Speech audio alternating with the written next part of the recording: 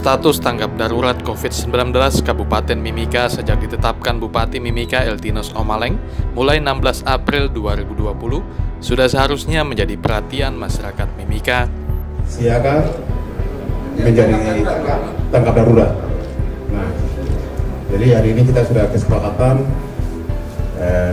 Bupati, Wakil Bupati, Sekda, Ketua DPR dan Prokopimda, OPD, pimpinan para OPD yang ada di sini kita semua sudah tanda tangan. Jadi sudah resmi naik tanggap darurat. Nah, sebenarnya dari situ dari tanggal 16 ini sampai dengan tanggal 23 ini kami mau betul sebelum masuk dalam PSBB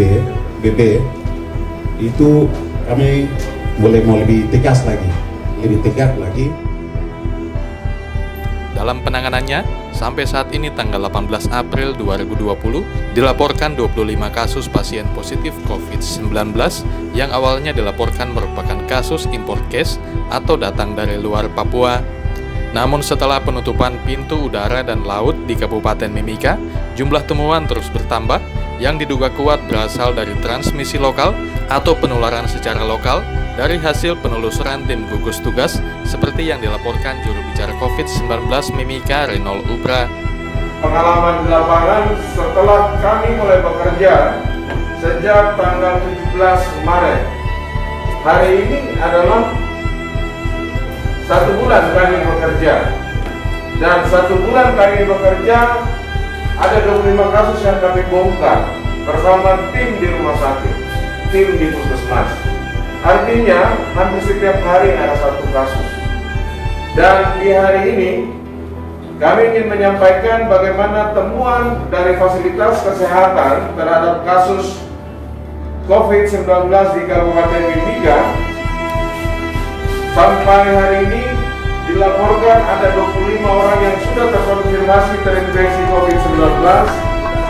Dan dari 25 kasus tersebut 4 kasus beberapa hari lalu dinyatakan sembuh, 3 kasus meninggal, dan sampai hari ini masih dalam perawatan ada 18 kasus. Sementara jumlah pasien dalam pengawasan hari ini ditemukan PDP baru, yaitu dari Rumah Sakit Tembagapura. Rumah Sakit Tembagapura hampir setiap hari ini melaporkan. Saya pikir ini menarik. Ini menarik. Apakah akan modelnya sama transmisi lokal? Menurut saya, jika Timika menjadi transmisi lokal, Timika dan Rumah Sakit dan wilayah Tembagapura memang ada secara topografi berbeda. Tapi kepatuhan pola penularan jika di Timika transmisi lokal, maka akan memberikan multiplier efek juga di Tembagapura. Ini menjadi pesan penting buat karyawan dan juga pihak di Tembagapura, karena kemarin dilaporkan, hari ini juga dilaporkan ada 4 PDP baru, padahal tidak ada aktivitas masyarakat Timika yang pergi ke Tembagapura. Sementara dari tracing kontak ada 1 PDP ditemukan dan ada 2 orang yang pada akhirnya statusnya dari ODP dinaikkan menjadi PDP. ODP rata-rata satu tanda atau gejala. Tapi ketika dinaikkan, maka dia sekurang-kurangnya memiliki 2 dari 3 tanda atau gejala. Nah, yang cukup menarik, hampir setiap hari kami melaporkan ada jumlah ODP yang dinaikkan statusnya dari PDP, dari OTG yang dinaikkan statusnya ke ODP maupun ke DDP. Ini artinya bahwa masyarakat kita tidak patuh. Padahal sebenarnya 1 minggu lalu, 5 hari lalu sudah dinyatakan melakukan isolasi, menjaga daya tahan tubuh, kemudian melakukan isolasi mandiri. Ternyata ketika di tracing tanda gejalanya semakin banyak, sehingga sampai sore hari ini jumlah PDP berjumlah 54 orang. Kemudian yang dirawat itu ada 18.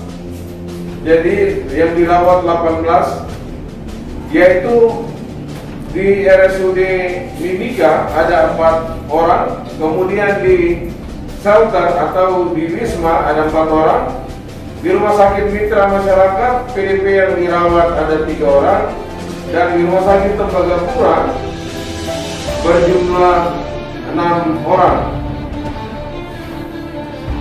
Sementara orang dalam pemantauan sampai sore ini berjumlah 158 orang, naik terus jumlahnya. ODP baru hari ini itu ada 3 orang yang dilaporkan dari RSUD Mimika, 1 orang. Rumah sakit Tembagapura 2 orang. Kemudian dari perubahan status dari PDP yang diturunkan ini orang lama. Jadi mengalami perbaikan, semoga nanti dinyatakan sehat, yaitu ada 2 orang. Dan juga dari ODP ini ada 5 orang yang diisolasi di shelter. Sementara orang tanpa gejala hari ini ditemukan orang baru yang dinyatakan sebagai OTG sebanyak 14 orang, yaitu Rumah Sakit Tembagapura 3 orang, Puskesmas Mapung Jaya 1 orang, Puskesmas Mapung Jaya untuk pertama kali melapor, dan 10 orang dari tracing kontak. Dan dari sejumlah OTG 253 orang tersebut, ada yang diisolasi itu 2 orang di shelter.